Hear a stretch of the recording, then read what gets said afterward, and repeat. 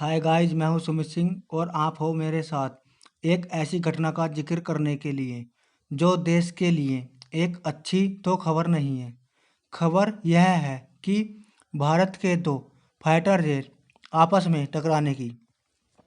और खबर यह है कि यह दोनों जेट विमान एक ही जगह से उड़ान भरते हैं और कुछ देर बाद ही आपस में टकरा जाते हैं, जिससे कि एक मध्य प्रदेश व दूसरा राजस्थान में 90 किलोमीटर दूर जाकर गिरता है।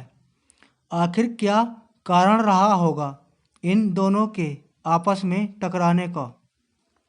और इनमें से एक का नाम सुखोई 30 व दूसरे का नाम मिराज 2000 था। और बताया यह जा रहा है कि अभी तक इनके टकराने की वजह किसी को भी पता नहीं है। बस यह एक अंदाज़ा लगाया जा रहा है कि दोनों आपस में ही टकराए होंगे, जिसमें यह बताया जा रहा है कि इसमें 3 पायलट थे, जबकि 2 सुखोई 30 और एक मिराज 2000 में था। तो आज हम कब, क्या, कैसे, क्यों हुआ, आज हम इस सेशन के बारे में जानेंगे और क्या संभावित वजह रही होगी, इसी बारे में आज हम चर्चा करेंगे। देखिए, जब दो विमान आपस में टकराए तो उसमें से 2 पायलट लैंड तो किए मध्य प्रदेश में और विमान गिरा राजस्थान में 90 किलोमीटर दूर। यानी कि जब कह सकते हैं कि जब पायलट आपस में टकराए तो उसमें के पायलट तो लैंड मध्य प्रदेश में ही कर गए, लेकिन वो विमान कहाँ जा गिरा? राजस्थान के भरतपुर जिले के पिंगोरा गांव में। और बताया जा रहा है कि जब विमान गिरा तो उसमें आग नहीं लगी थी, बल्कि उसके पंख नहीं थे, यानी कि उसके विंग्स नहीं थे, जिसकी वजह से वह क्रैश तो होना ही था। देखिए, मध्य प्रदेश और राजस्थान के भरतपुर और ग्वालियर आपस में सीमा को अटैच करते हैं और शनिवार को सुबह 10 बजे से 10:30 बजे विमान आपस में टकराए और क्रैश हो गए। और यह खबर कंफर्म करती है इंडियन एयरफोर्स और भारत के रक्षा मंत्री राजनाथ सिंह। और इस खबर से ही यह खबर निकल कर आती है कि पायलट के साथ क्या क्या हुआ। और फिर इसके बाद दोनों राज्य मध्य प्रदेश व राजस्थान के मुख्यमंत्री इस बात को कंफर्म कर देते हैं और हादसे के वक्त क्या हुआ। और देखिए, ग्वालियर में डेली प्रैक्टिस होती है और उसी के लिए विमानों ने उड़ान भरी थी। यानी कह सकते हैं कि सैनिकों को युद्ध से पहले प्रैक्टिस कराई जाती है, जिससे कि कभी भी युद्ध हो तो उससे पहले यह तैयार रहें। और कयास यह लगाए जा रहे हैं कि उस दिन दोनों एक साथ ही उड़ान भर रहे थे, जिससे कि आपस में टकरा गए होंगे। और यही कयास लगाए जा रहे हैं और यही कारण रहा होगा कि दोनों के टकराने से आपस में आग लग गई होगी। लेकिन टकराने के बाद सुकोई में आग नहीं लगी थी, लेकिन उसके विंग्स यानी पंख टूट गए और उसके दोनों पायलटों को लगा कि एयरक्राफ्ट क्रैश होने वाला है, तो उन्होंने खुद को एजेक्ट कर लिया और पैराशूट के सहारे जमीन पर आ गिरे। और फिर इसके बाद सुकोई बिना पायलट के पहले वाले घटना स्थल से करीब 90 किलोमीटर की दूर राजस्थान के भरतपुर जिले के पिंगोरा में जा गिरा।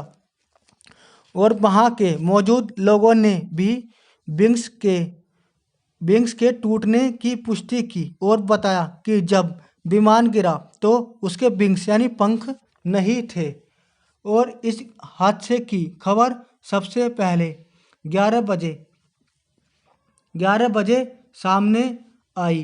तब भरतपुर में एक फाइटर जेट क्रैश होने की बात कही गई, लेकिन भरतपुर कलेक्टर ने कहा कि भरतपुर के नज़दीक चार्टर्ड प्लेन दुर्घटनाग्रस्त हुआ है। लेकिन कुछ देर बाद मुरैना से भी एक फाइटर प्लेन क्रैश होने की खबर आई।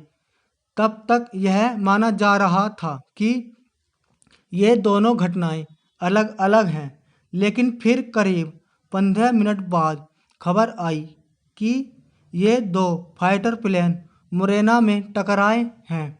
दोनों एयरक्राफ्ट ग्वालियर के एयरबेस से उड़े थे और मुरैना के पास आपस में टकराए, यानी कि उड़ते कहाँ से हैं ये मध्य प्रदेश के ग्वालियर से, और टकराते कहाँ पे हैं मध्य प्रदेश के मुरैना में, जिसके कारण मिराज 2000 तो मुरैना में ही गिर जाता है। लेकिन सुखोई 30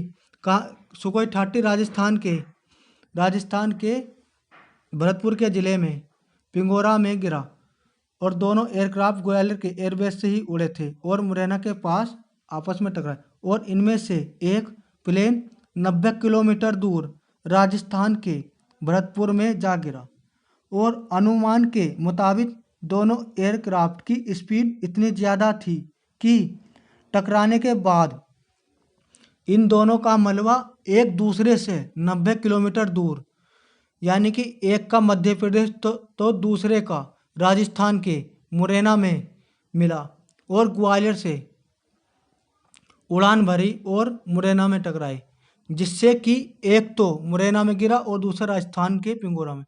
और सबसे खास बात यह है कि सुखोई बिना किसी पायलट के 90 किलोमीटर तक एक गोली की तरह चलता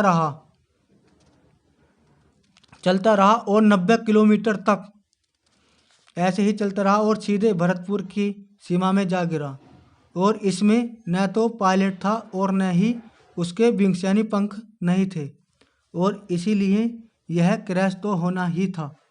और क्रैश के वक्त रॉकेट पावर सिस्टम पायलट का प्लेन के बाहर निकालने में मदद करता है, और फाइटर प्लेन के क्रैश होने के समय उसकी कंडीशन सिस्टम और टाइमिंग पर निर्भर करता है। और क्रैश के वक्त पायलट के पास चंद सेकंड का वक्त ही होता है, और फाइटर प्लेन के क्रैश होने पर पायलटों को बाहर निकालने में सबसे अधिक मदद रॉकेट सिस्टम करता है, और इसे इजेक्शन सीट भी कहते हैं। और रॉकेट पावर सिस्टम पायलट की सीट के नीचे होता है, और क्रैश के वक्त पायलट इसे ऑन करता है और क्रैश सिस्टम एक्टिव होते ही प्लेन का एक छोटा सा हिस्सा खुलता है और पैराशूट के सहारे पायलट नीचे आने लगता है और सुरक्षित लैंडिंग करता है।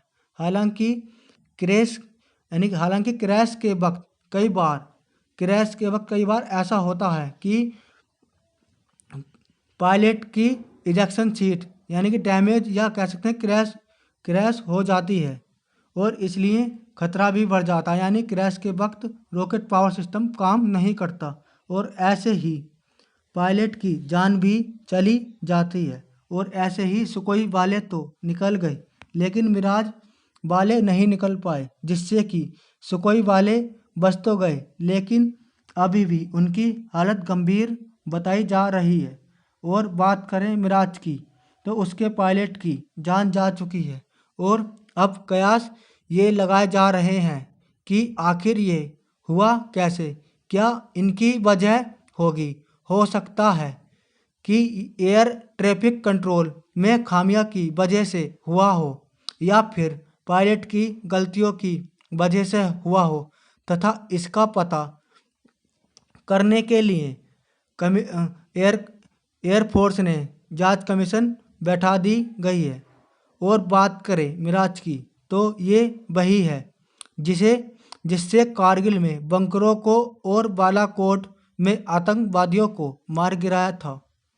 और फिलहाल के लिए इतना ही, और जानकारी अच्छी लगी हो तो वीडियो को लाइक करें और चैनल को सब्सक्राइब करें और शेयर करें। धन्यवाद।